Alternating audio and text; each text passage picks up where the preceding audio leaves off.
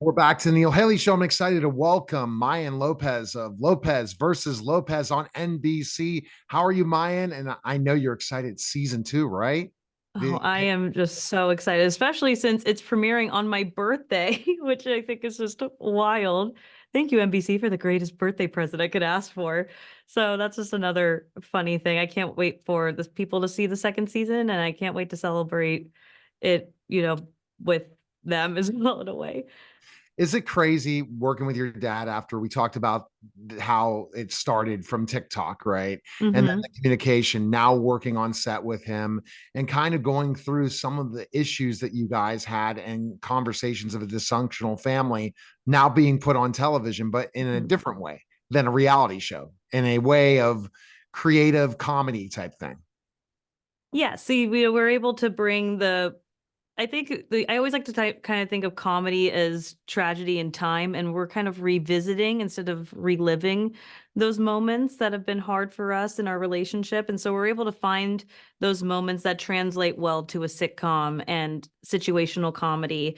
And we're able to find the laughter and the healing and the release of it. And I think we've been able to do that through season one. We had to figure that out. There's no book on how to play a version of yourself with your real life father.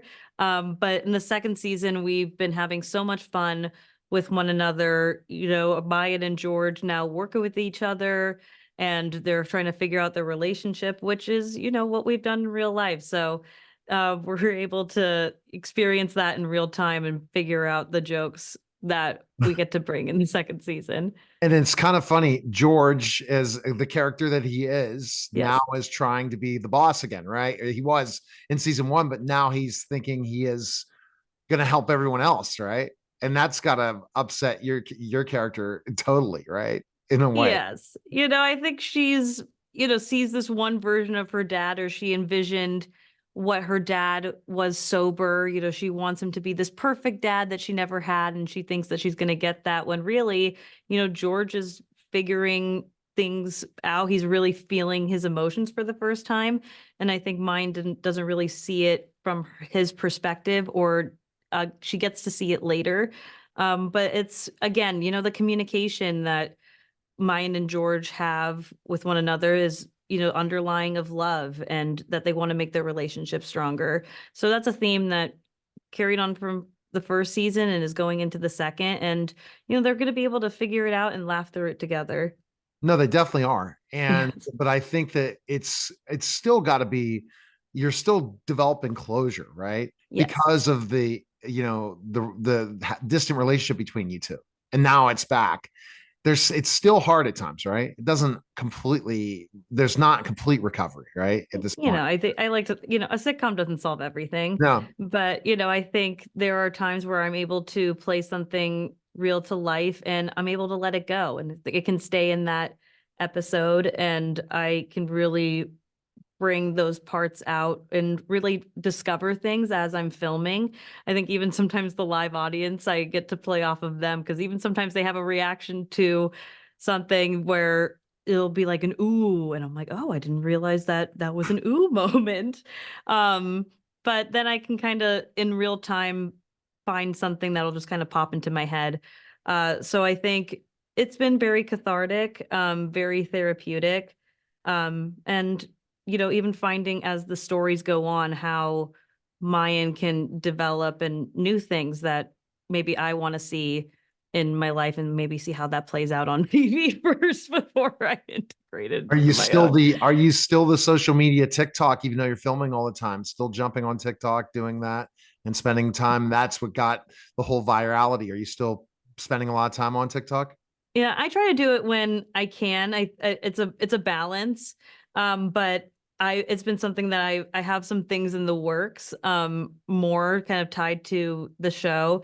And I've been trying to make content of just trying to help people know who I am, and that showing that there is a real Mayan underneath the Mayan that they know, and to continue to do that. But yeah, sometimes the show kind of takes up a lot of my time, especially being, a co-executive producer on it this On the season. set and all that Exactly. stuff. And isn't it crazy how we talked last year and how social media has changed. It's just every post, anyone has the opportunity to go viral. Yeah. So it's like it's constant working on content. That's the thing what you're talking about. It's like, how do we create new content to make Mhm. virality? But I think it helps being on the show, putting that together and still having those conversations. And that's the Yeah, important thing. we're just telling the truth and we're telling these real stories. I think even with the TikTok ban, I'm, very against it because I think, if I didn't have that platform to be free and show my creativity, the show would have never happened. It's the first show to ever come and be created from a TikTok, and it connects people. And was how I was able to even sell the show, even is Right. that, they were able to see, NBC was able to see these TikToks and get the family and get the people responding and the viewers. So, I hope it goes the other way. I hope they can see I that think it will. They're going to. They're going to I hope have so. to because, or you're going to have to jump to another platform. It's going to be viral beyond Hmm. belief. There'll be a video battle beyond belief to get who's going to get the piece of the pie of TikTok if Exactly. that happens. All right, Tuesday, April 2nd. Tune into Lopez versus Lopez, 8 p.m. and 8:30 p.m. back-to-back episodes. Appreciate it, Mayan. Thanks for stopping by, and best of luck. And thanks for coming on the show again. Yeah. Yeah. Thank you for having me You're back, welcome. Neil. All right, you're welcome. Take care.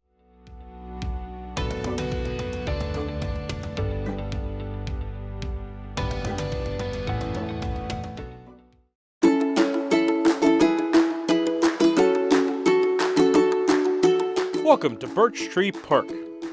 Accessible by a lush green walking path, Birch Tree Park sits on 3/4 of an acre on Ashland Drive. It's one of Bethel Park's many neighborhood parks, with each having its own set of unique characteristics. Visitors will find Birch Tree Park to have a lot of green space to enjoy while picnicking at the pavilion, playing a game of basketball on the one-half court, or watching their children play on the recently updated playground equipment. The basketball court also features hopscotch, and the playground equipment, selected by area residents, includes a 3-seater spring toy, a swing set, and many different sliding and climbing structures for the kids. So be sure to stop by and visit Birch Tree Park, another Bethel Park hidden gem.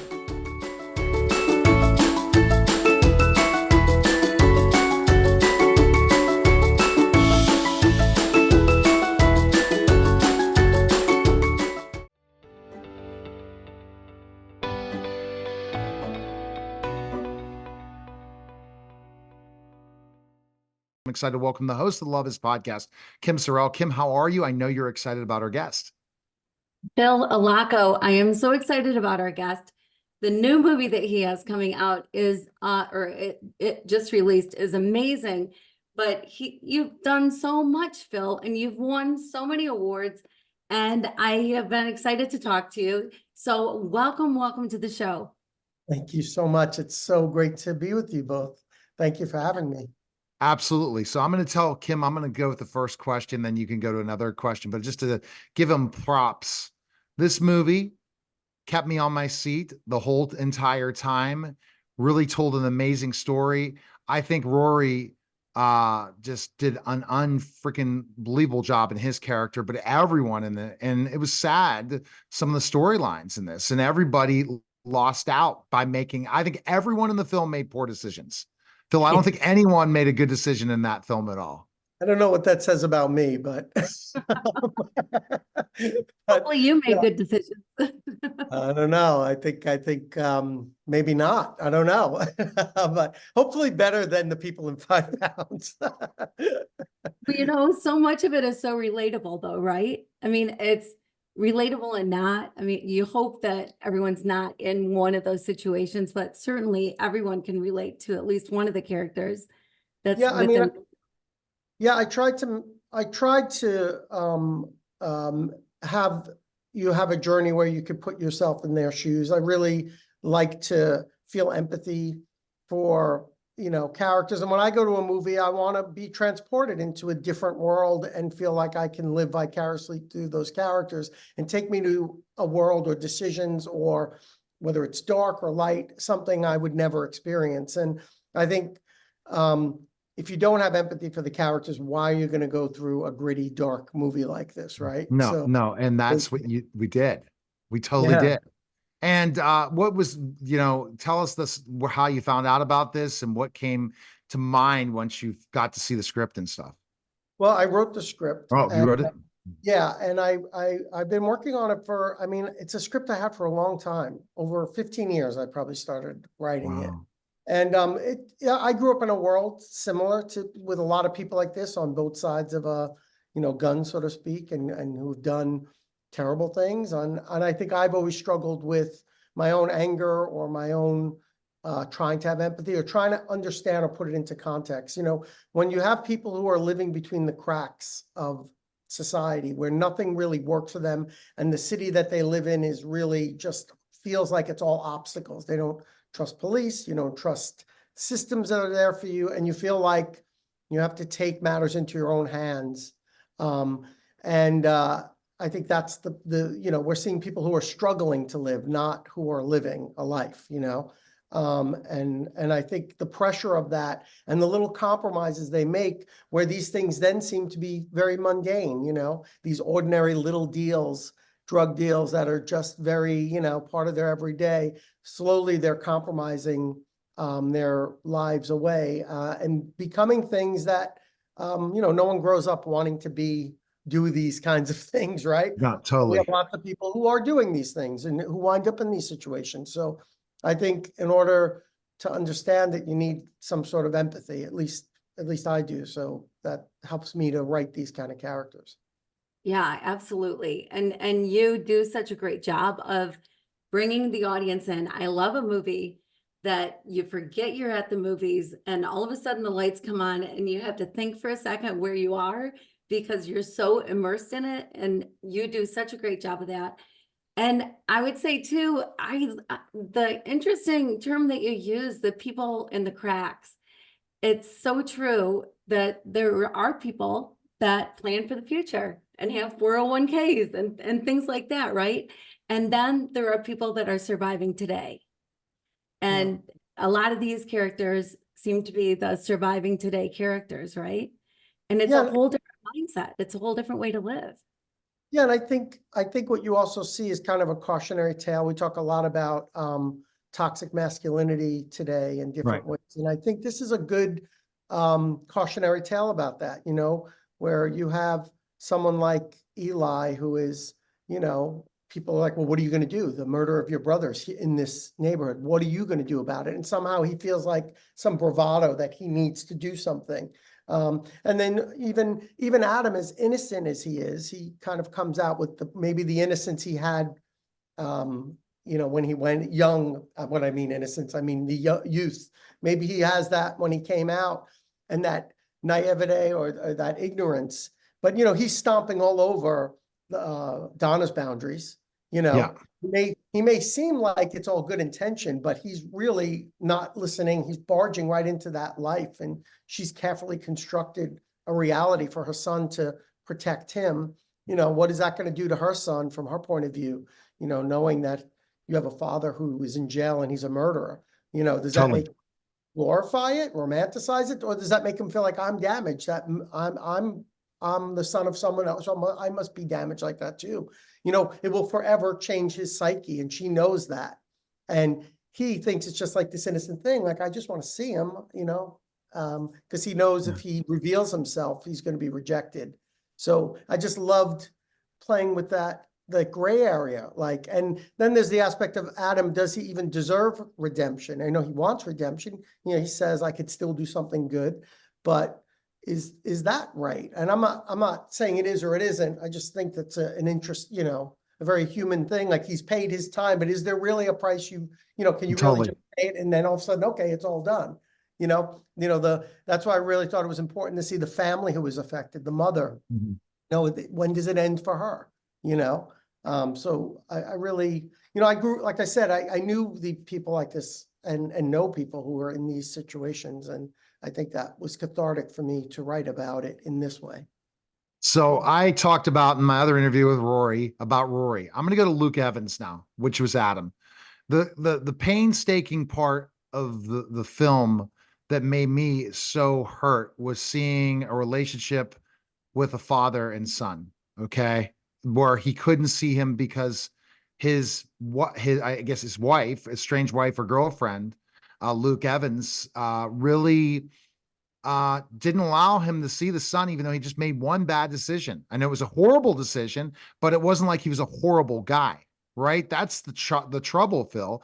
So she decided, based on, even he paid this time, I don't want him part of my life again, which caused really a rift between the son and mother, right? Yeah, and it is an interesting thing, because are there certain things that make you not redeem, like, when, like she had said to her son in the film, there's a scene where she says, when's the right time to tell you? 3, 5, 7, like, when do you tell your child what this is? And I think that was revealing of what she struggled with. She probably struggled with, do I bring him? Do I let him? What is my relationship with him now? And I think she was also angry because he didn't just do that and take that decision and change his own destiny and hurt that family.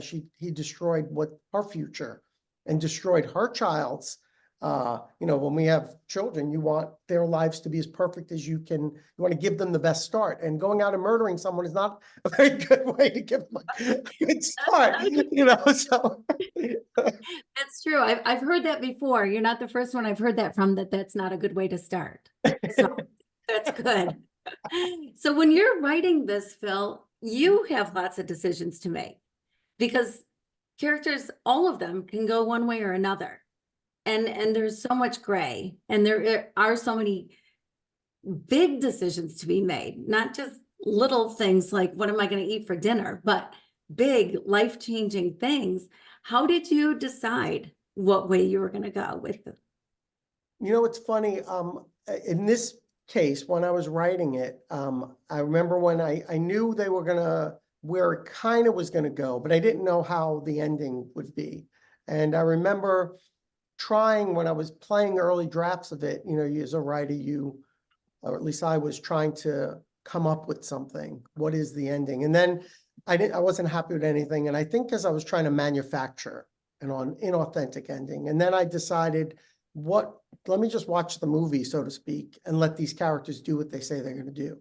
And let the characters decide where it goes. I know it's like a weird game, I guess, writers, as a writer, you play with yourself.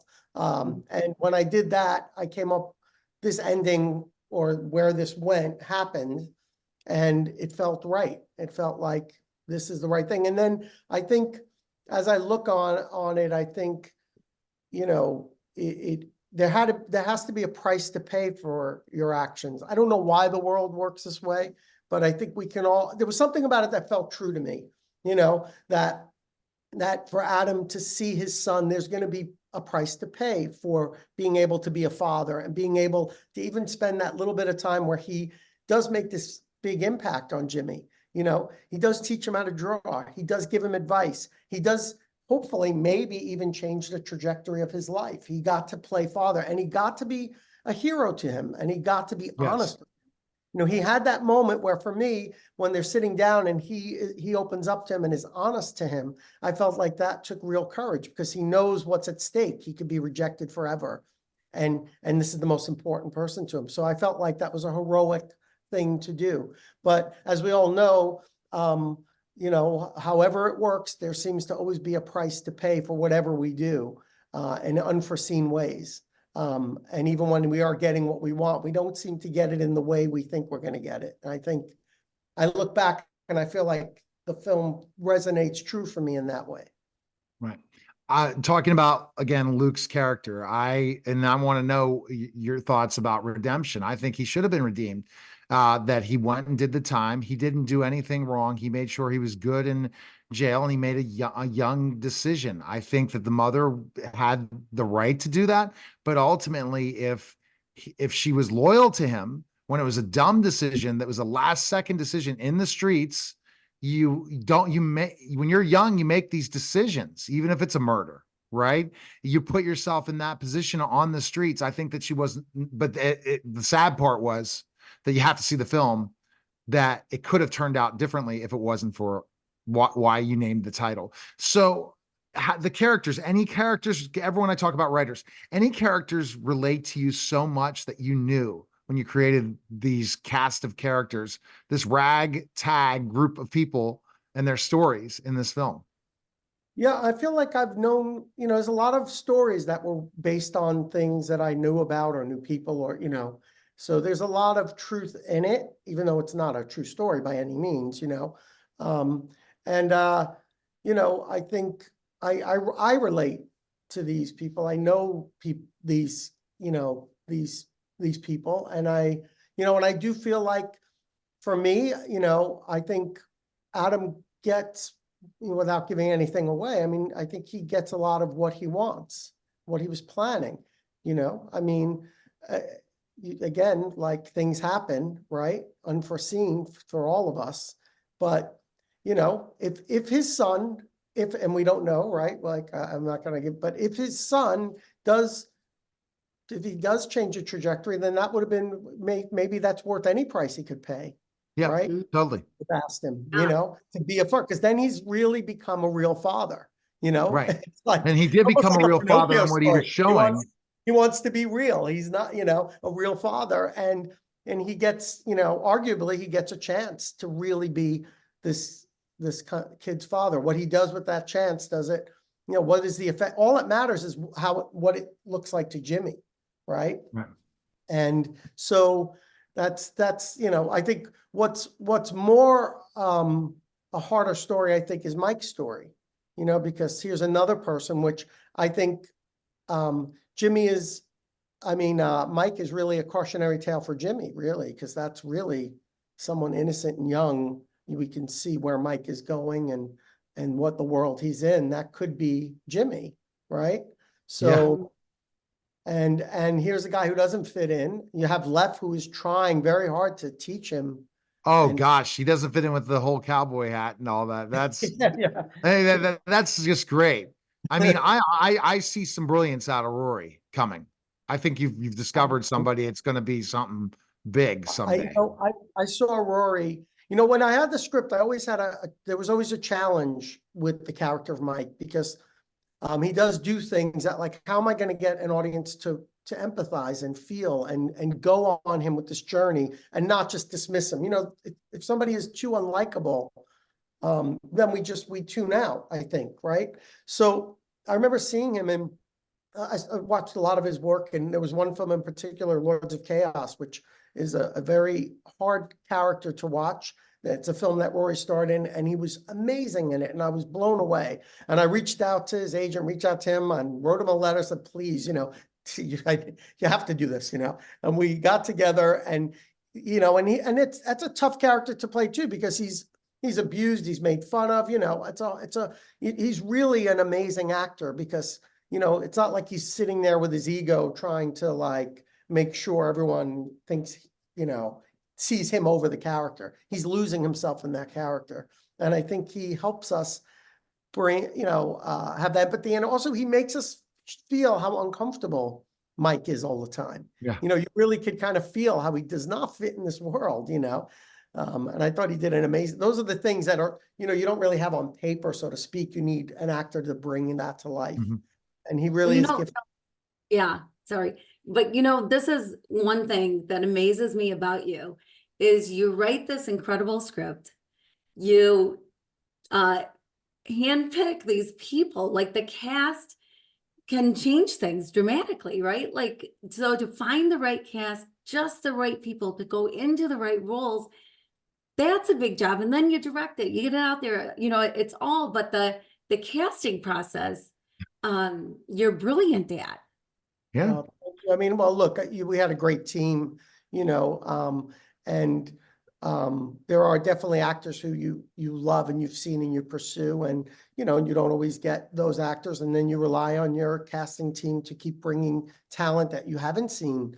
But I think as any director, like, it when you see it for what you're going for, and there are some actors who I discovered through them, like Lorraine Burroughs, who plays Jamal. I loved her.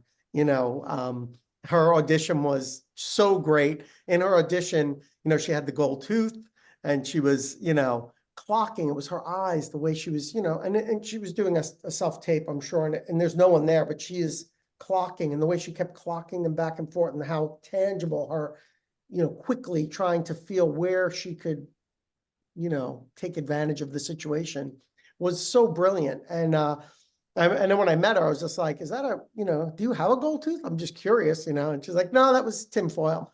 And I was like, love it. We got to do that for the character. I just loved everything she did. So you get lucky too. You find get- amazing people. Stephanie, I loved her as Donna. And I think she originally auditioned for Laurie, and I saw her and I was like, oh, I'd love to see her as Donna, you know? And then, you know, of course, I was lucky to have Jimmy, you know, Rudy Pankow, who is an unbelievable talent. You know, he would, we would have meeting after meeting, multiple meetings of him analyzing the character and the script before he would decide to do the film, you know? So he did a ton of work. And because he just wouldn't do it unless he confidently felt like I can do this character. And I thought that really shows the integrity he approaches his work with, you know? Mhm. So how Yeah. long did it take you to come up with the name for the movie?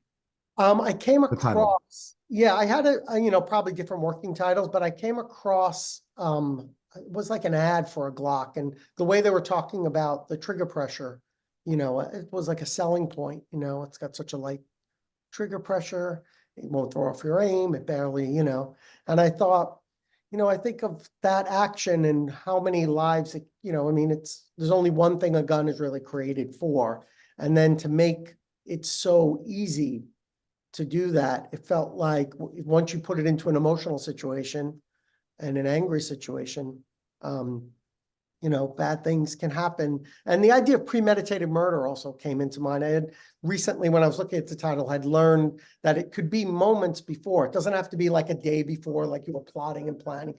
It could literally be an instant before, and then it's premeditated. So the combination of that and the light trigger pressure on a gun really resonated with me. And I had an experience when I was younger. You know, my brothers, I have a brother who's 8 years older than me, and he had a very damaged friend when we were young, and he was drunk and in this car, and he pulled me in it, and I was young.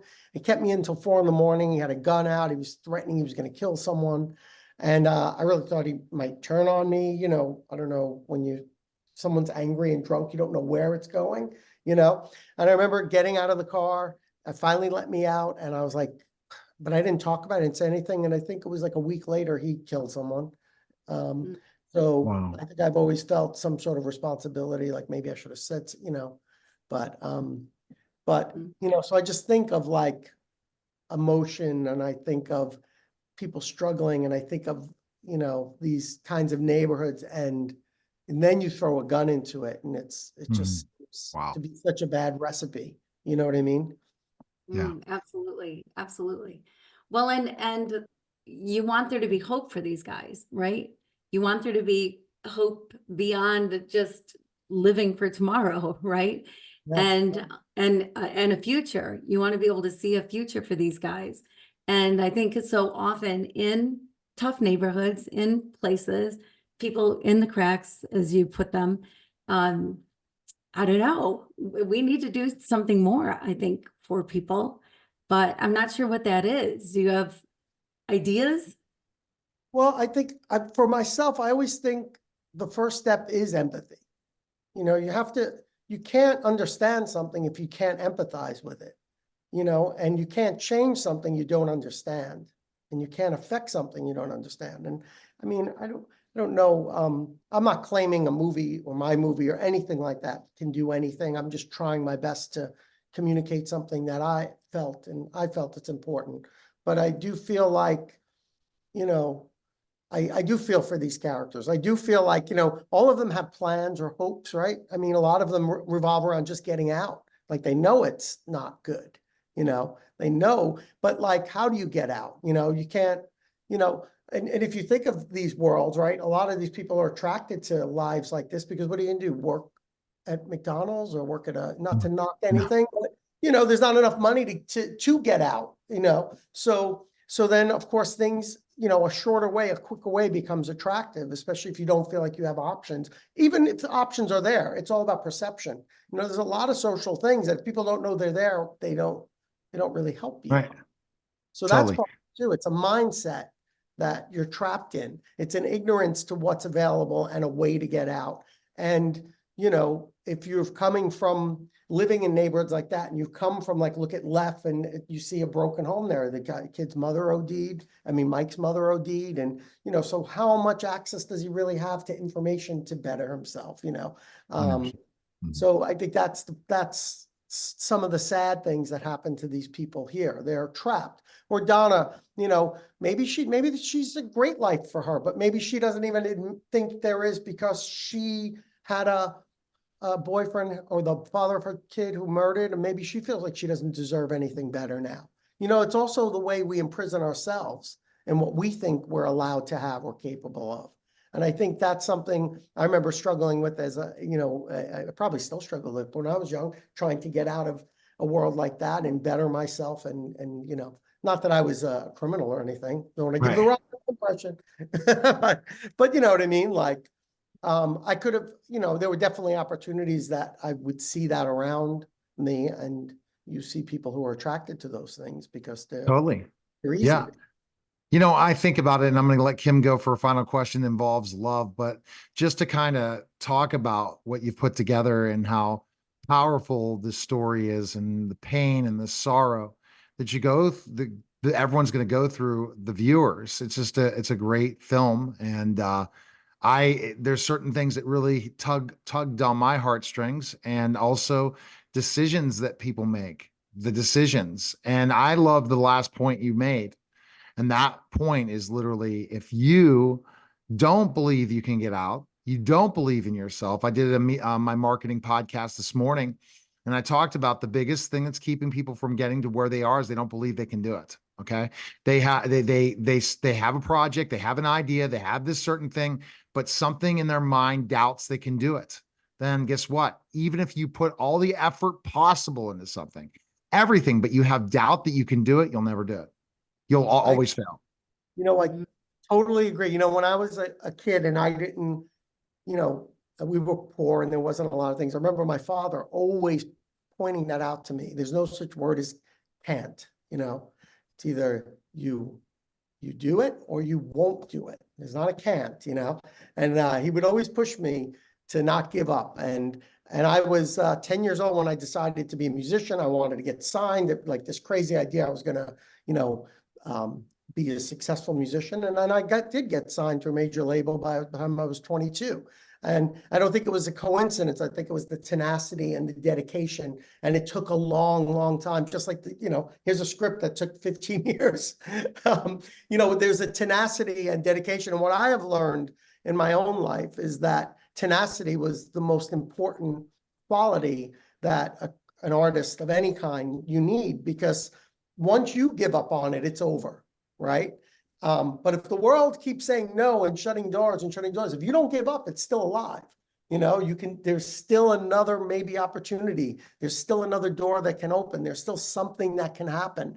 And if you keep pushing, and I'm a good example of that, I've, you know, from being in music to being in film, I didn't go to film school. I didn't, you know, go to music school. I didn't do anything. These are things I decided. And I think there is a power of commitment to something, a tenacity. Because even if you want to be a filmmaker and you don't have a good script, but you really want it, your tenacity will then get you people who are better, who start surrounding themselves around your project. Maybe they see a spark and they help you get it better. And then you keep working on it, refining it. And it, you know, just by like water on a rock, it wears it down, you know, and eventually maybe something good happens, you know? So I'm reminded all the time that that is such an important quality, because then that will lead to talent. It will lead to quality. It will lead to, you know, places that you couldn't imagine. That's where I try to live. And I know that's how Kim lives. And now go ahead with your love question, because Kim did an exploration of love and what she did going through a very hard time to where she's her mission today. Go ahead, Kim. Yeah, so I love what you just said, by the way, Phil. Amazing. Absolutely no such thing as can't. It's just won't. And I worked with a guy years ago that his thing, he always said, every no is just one step closer to a yes. So you just keep going, keep going, keep going. But so a few years ago, I dedicated a year to figuring out the true meaning of love, because I think if you put 10 people in a room, you're going to get 10 different answers. but you obviously, there's a lot of love that comes out of this.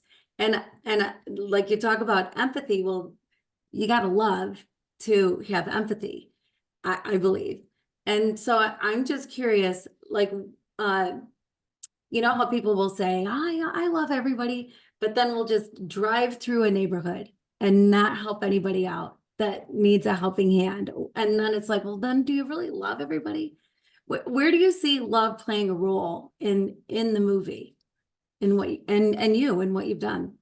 Yeah, well, I mean, for me, I definitely do love these characters. It may not seem like it because of what I put them through.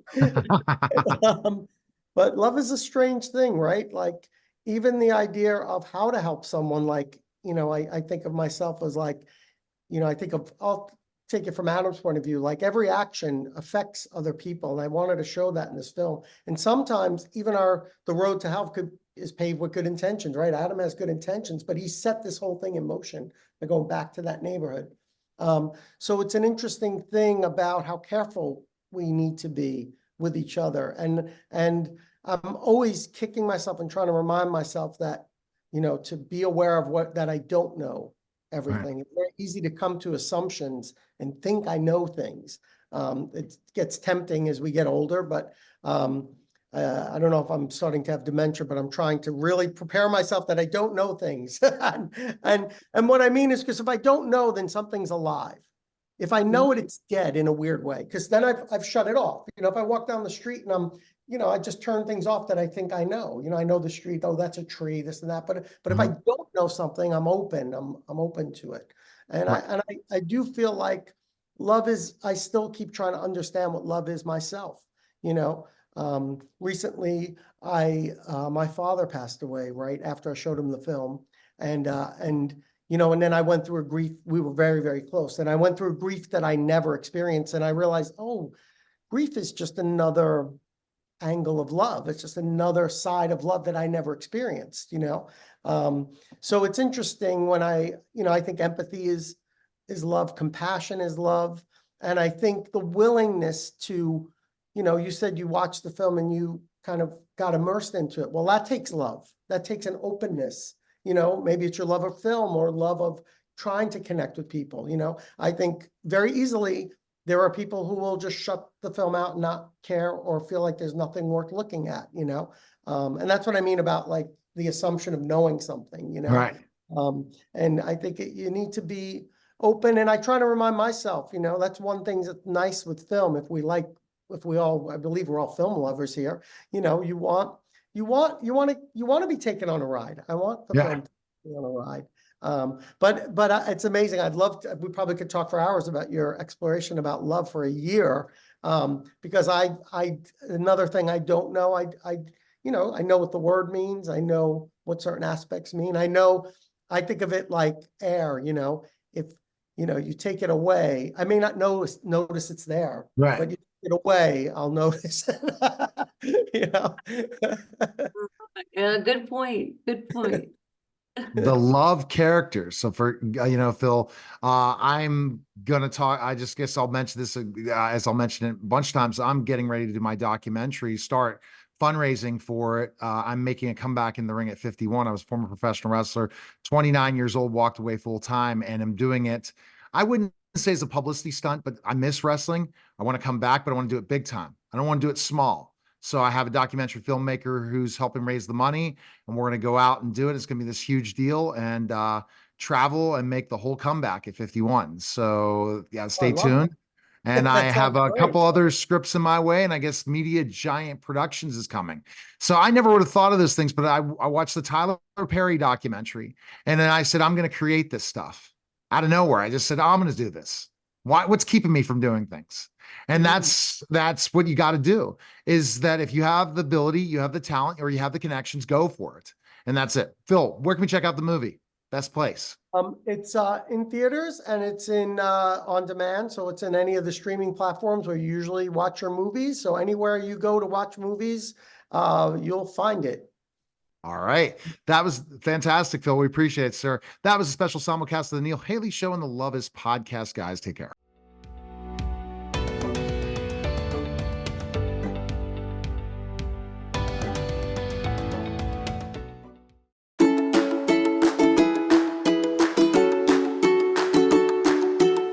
Welcome to Oak Tree Park. Located on Summit Street, the over 3-acre Oak Tree Park has a true identity of its own, complete with Bethel Park's first Gaga Ball court. Not sure what Gaga Ball is? You can learn by reading the rules that are right on the court. The beautiful neighborhood park was renovated in 2021 to provide a larger playground area, complete with new equipment, selected by local residents for kids of all ages.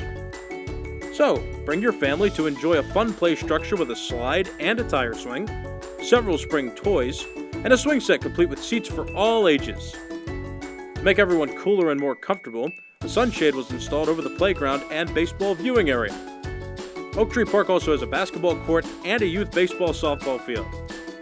And before you stop by, be sure to pack a picnic basket to enjoy a few snacks or a nice meal under our upgraded pavilion. Oak Tree Park, another Bethel Park hidden gem.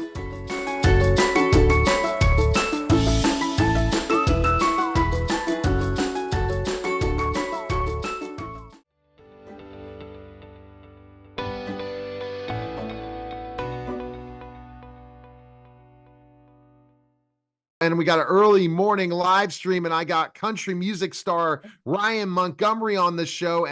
And thank you, David Hollenbach and Hollenbach Leadership, for being a great sponsor for us and co-host. Hey, Ryan, thanks for stopping by, man. And it's got to feel good, the continued rise of your career, right? Man, it's been unbelievable. Thank you so much for having me. I'm excited to be here with you. It feels good, right? So how did it start? How long in your career, when did you finally, when you were young, say, I'm going to be a country music star? Was that always a dream? Man, I feel like there was kind of two starts. I played my first ever 3-hour gig with a full band when I was 12. And that was kind of my first ever start of doing kind of live music and performing and stuff like that. But it wasn't all country at the time. We did rock and we did some pop stuff and all kinds of stuff. It was a 3-hour show. But at 18 was when I was like, man, I really want to do this. And I started just kind of playing some bars and down in Florida. And then I was like, I just want to get out in front of more people. How can I get out in front of more people? And I thought I should go out to our local amphitheater and perform at the tailgates. And so that's how I really got started. Was I would literally take my truck out to our local amphitheater and drop my tailgate down and set my speakers up and just play country music for everybody out there tailgating. And I did that for about a year, and it was hot. It was the sunburns were crazy. We'd play for 4 hours before all the big country concerts. But I started to build a little following in Florida.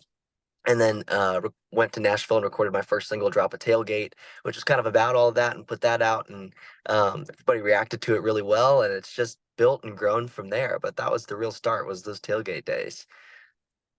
Wow. So that's how it started. And then you continued to hustle from that, right? You knew that was an important part of the whole process. Absolutely, man. Okay. So Absolutely. you know what? Absolutely. I think that the big interesting thing is, let's talk about the new single, Whiskey and Smack, and like how that developed. And then we'll go from there into more of the firefighting and military, why that's important in your videos. But let's go with first the song.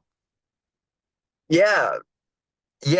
Whiskey and Smoke's a really, really, really special song. It, all the stuff that we've been working on that's coming out, Whiskey and Smoke was the first one. And, everything about it, from the day we went into the studio and started recording it in Nashville to shooting the video for it, it's just been such a special process. And it's been the longest process of anything we've worked on. We worked on the track for the single for about 6 months, which is a really long time. You can get a track done in a week, pretty comfortably.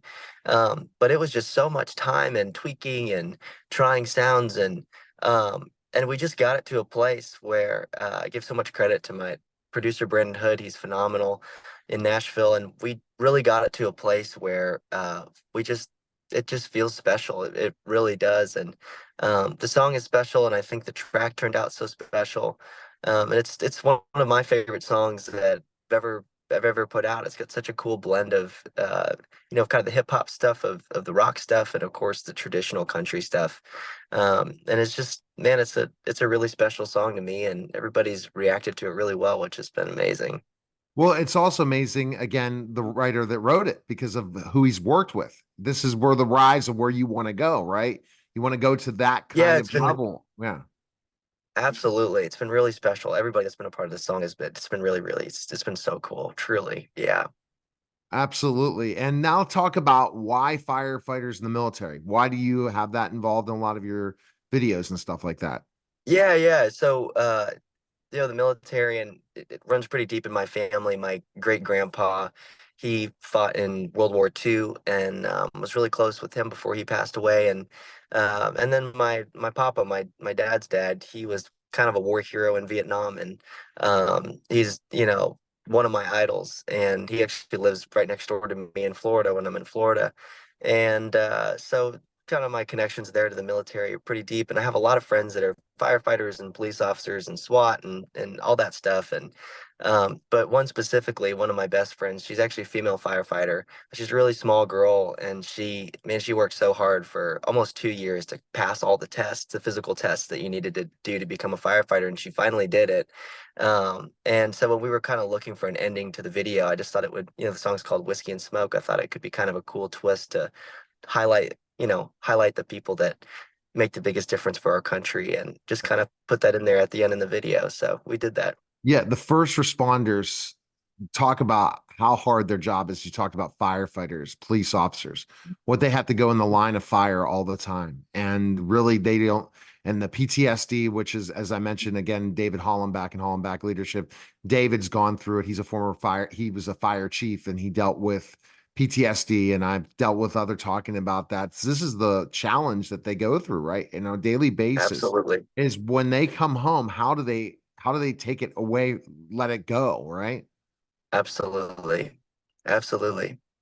Yeah, for sure. Let's talk about specifically enough. Where do you get a lot of your influence in music from? Who do you think? Well, I grew up in Florida, so I was surrounded by so much music. I was surrounded. My dad's a huge rock fan, so everything from Metallica to Nickelback to Linkin Park, it's huge influences on me. Um, to reggae, of course, growing up in Florida. Bob Marley is a huge influence on me. I think the first music I ever remember hearing was Bob Marley on my grandpa's boat in the ocean. And man, country, of course, I'm a huge George Strait fan, huge Florida Georgia Line fan, Jason Aldean fan. Hip hop, I'm a huge Lil Wayne fan. So Lollipop was my ringtone, I think, when I was about 4 years old, which was probably very healthy for my brain's development. But yeah, man, those genres really, really impacted me growing up in Florida for sure, and shaped the kind of music I make and who I am today. Well, I ended up singing with Sedalia Marley the first year I was covering the Miami Book Fair. So that's my connection to Marley. And No way. yeah, and I've had a lot of celebrities sing. Have any of the tours so far asked you to sing a bar or not? Ryan, anyone ask you to We haven't. sing? No, They had I not. haven't done it. Well, you want to? You could go I have ahead not. live and sing right now. Oh my God, that'd be good. Uh, I'm that's going to put awesome, you on man. the That's cool. spot. You don't have to, but I could go the laundry list of people that have. I love it. I love it. Are you going to sing a bar? Go into what?